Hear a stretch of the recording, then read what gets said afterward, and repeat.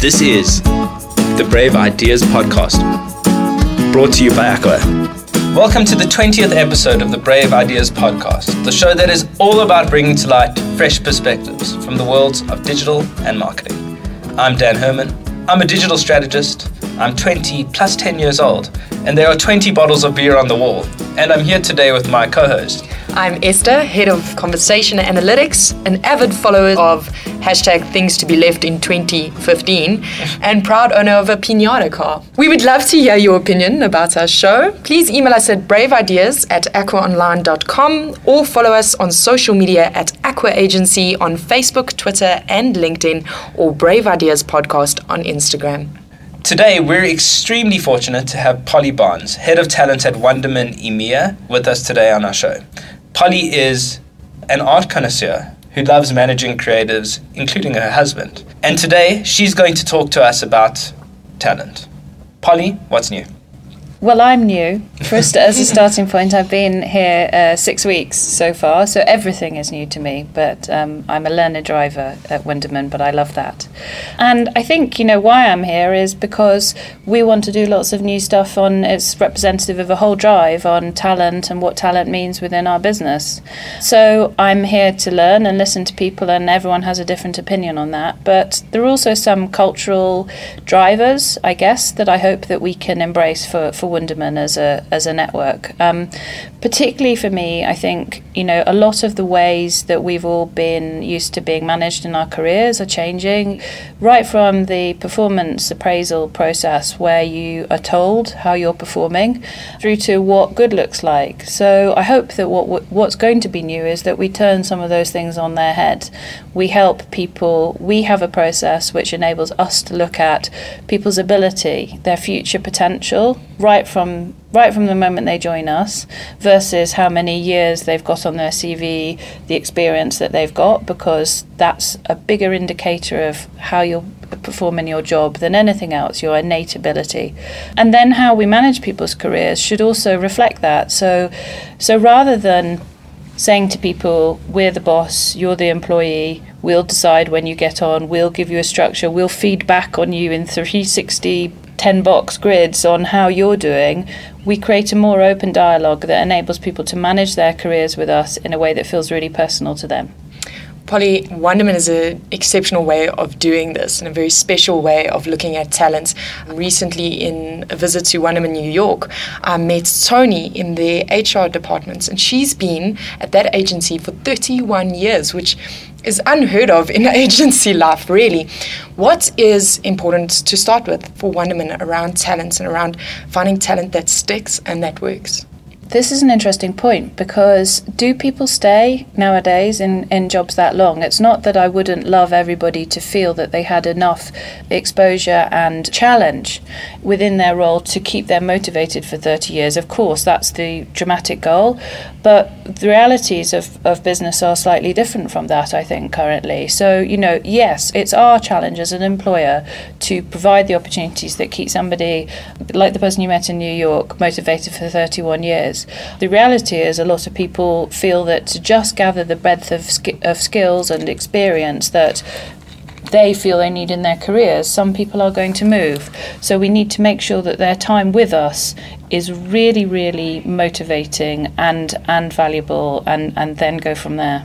So if I'm understanding what you're saying, essentially keeping people is a challenge. It's a major challenge in today's economy, and unpacking what it is that motivates them to stay is also quite a challenge. So what sort of tools are in place to enable you to start doing that, to identify what people need in order to sustain long careers at a company like Wunderman, and then of course then to do the job of retaining them? Yeah, well, right now, of course, my job is to develop those tools. So on a network-wide basis, we have some things, we don't have them all. But what exists currently are brilliant things happening in all of the different businesses that we have. And that's why I'm kind of on the road, I guess, kind of learning about those things. We have centres of excellence, so Aqua is definitely one of those. Yesterday when I was sitting down with the team here, there was so much questioning in the room as to whether or not things being done here were right right? You know, what's the global standard? How do we measure up against here, there and everywhere? And I think the reality is that's a team of people who are already at the top of their game, who want to be challenged, looking around, and, you know, ACWA is pretty much up there. So how do we, when you say what tools do we have, we've got in our existing team here a lot of that knowledge. So that would add value to other businesses who are looking to follow ACWA's lead. So how can I take out of other businesses the kind of skills and knowledge that ACWA need? We need to bring the network together, and the knowledge exists within the network, and it's about exposing people and creating relationships, joining the dots. It's fascinating. I'm sure Esther shares in this experience with us, because I mean, I also had a similar experience in the New York office, where I was quite shocked to see that actually what we have here is in a lot of ways as good, if not better, than what they have in developed markets and premier markets like America or like Europe.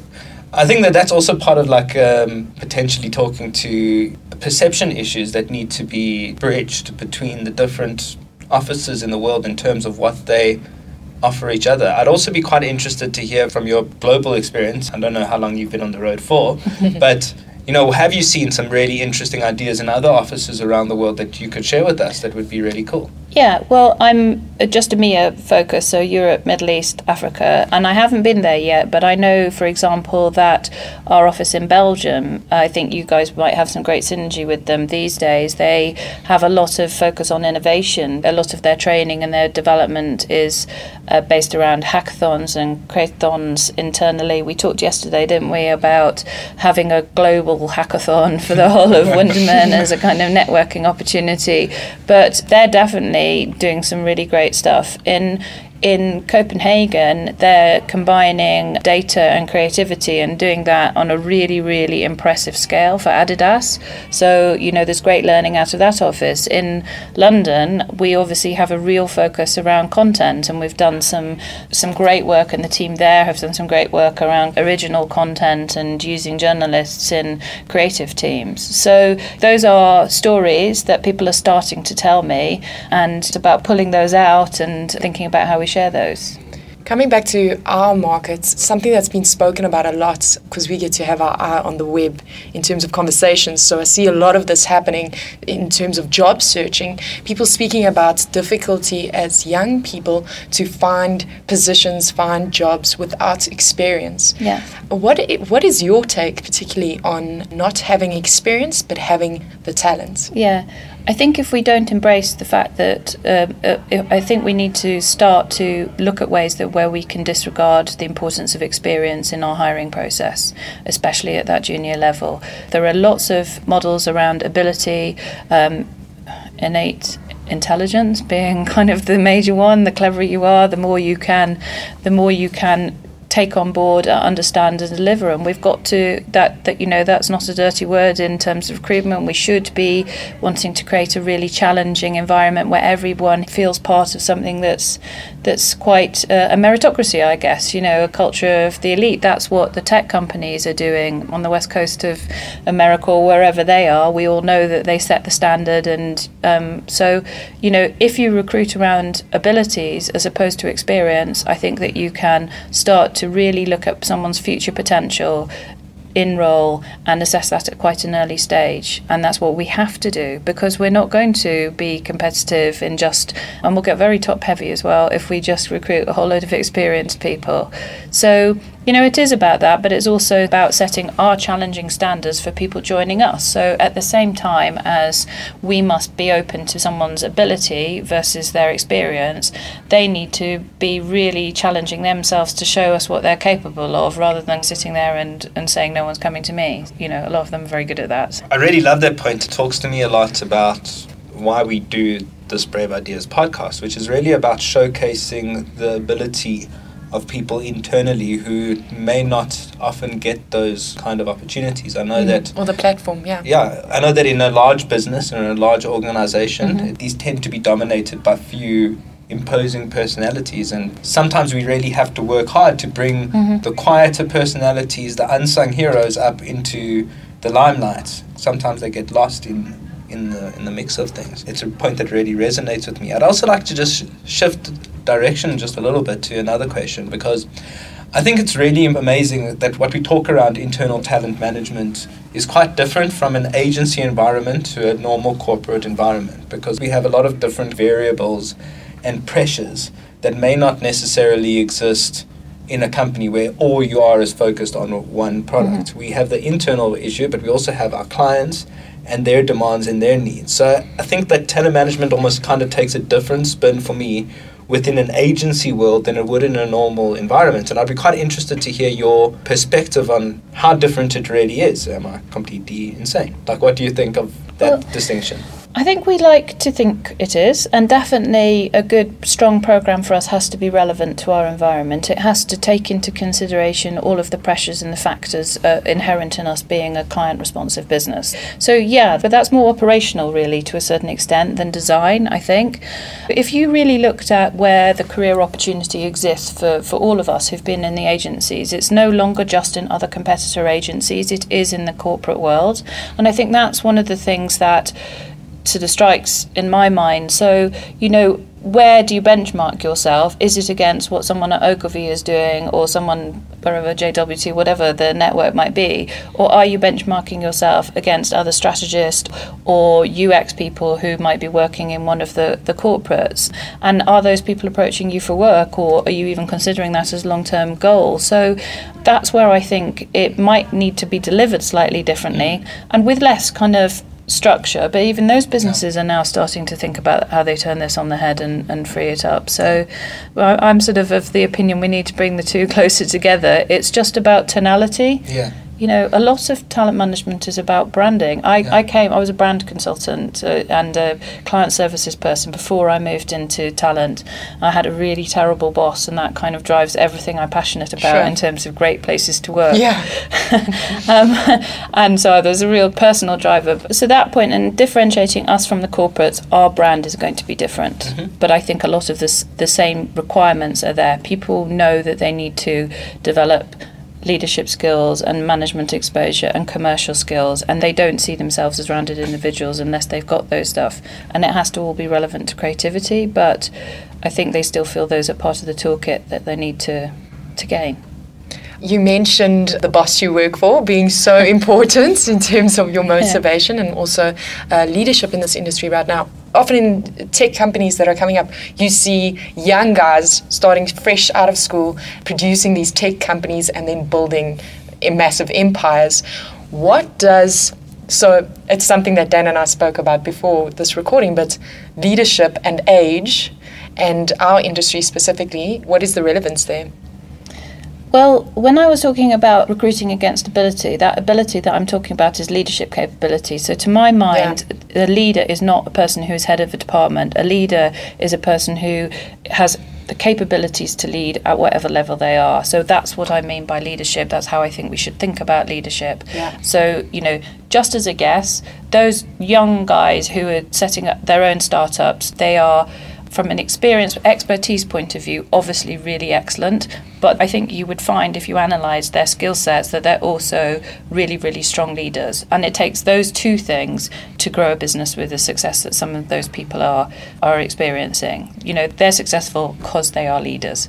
But you can look for leaders everywhere that you're recruiting. It's an interesting subject for me because often we see that people with really great skills being put in those leadership positions, because the most technical guy, for instance, can run the team, but they're not necessarily focused on the best managerial skills in terms of people. And the thing is, we're learning about millennials. Millennials work for a person. They're not really, it's not about necessarily the job satisfaction, about the person they work for. But I think, just to that point, the role that talent management can really play in that, and talking from personal experience, that coaching and mentorship and the way that those structures are built into how we approach talent and management and growing into a management role are absolutely paramount and vital, and ensuring that those structures are in place are really critical. So I know that one of the things we have is the Aqua Academy, which is a great opportunity around building the soft skills that people need to become effective managers. Well, I think you need to look to your career progression structures as well. And the classic example, which you will all know, is a development environment, because quite often, not to totally stereotype, but you get brilliant developers who would hate to manage a team. Yeah. So within that that industry, they have already learned that lesson, that if they're going to keep really brilliant creative guys, girls, they're going to need to create structures whereby those people don't have to manage teams. Okay, so they have a 2-pathway thing going on. Sure. And that's an interesting model. The creative industry, totally, we have classically had one career path, and that's your way up. Of course, we all need to earn more money as we progress, and we want to earn more money, so that's why you work. Yeah. So what are our ways of people progressing in an agency that aren't necessarily totally linear is the challenge. Great, Polly. That's been a really amazing and in-depth conversation. I'd just like to ask you if there was one thing that you could take out of this conversation for Aqua and the broader industry and network, what would that be? As an employer, it's our responsibility to try to provide you with the best career experience we can. But at the end of the day, it's your career. Our way of you managing your career should be to enable you to manage it better within our environment. But everything has to be about how you drive it. And there is only your own efforts to talk about what you want to do. Bring your personal project, like these podcasts, to the agency. And then we need to deliver against that opportunity. You know, it's in your hands. Absolutely. So, Polly, if people want to get hold of you, find out more about you, not to necessarily send all of their CVs. Or to do that, but in a fun, unique way, then how can they get in touch with you? So I would totally love that. Okay. Anything that I do has to be relevant to the business. And it's just, I can't express enough how it shouldn't be top down, but bottom up and with everyone's contribution. So my email address is polly.barnes@wunderman.com. Great. Thank you so much, Polly. Now let's move on to the tool of the week. This week's tool of the week is called Doodle. Doodle is a scheduling tool that simplifies the process of setting up appointments by creating polls that people can vote on to formalize. This is great, so you don't have to email back and forth about whether anyone's available. You can schedule an event, set up proposals for different times, and invite people to vote. Once all the votes are in, the confirmed event is then loaded into your calendar. This app is great for developing a clear sense of who's available and when they're available. It is particularly effective in setting up a shift system in high-pressure environments, like an agency. You can find out more about this program at doodle.com. Thanks, Esther, and thank you for listening to the Brave Ideas podcast. If you liked what you heard, please subscribe on iTunes or Stitcher, and while you're there, give us a rating and a review. You can also visit aquagrp.libsyn.com for the complete library of episodes. If you want to keep in touch with me, you can follow me at elhermo on Twitter and elhermo23 on Snapchat and Instagram. And you can follow Esther. Simply Esther McGeer on Instagram. Special thank you to Polly Barnes, our special guest. Thanks to Matt Klawansky for music and production. Thanks to Eras Khoos and his team for the art direction. And a special thanks to the Aqua Social team for managing our social media platforms. That brings us to the end of the show. We'll leave you with one final thought. There are no original ideas, only original people.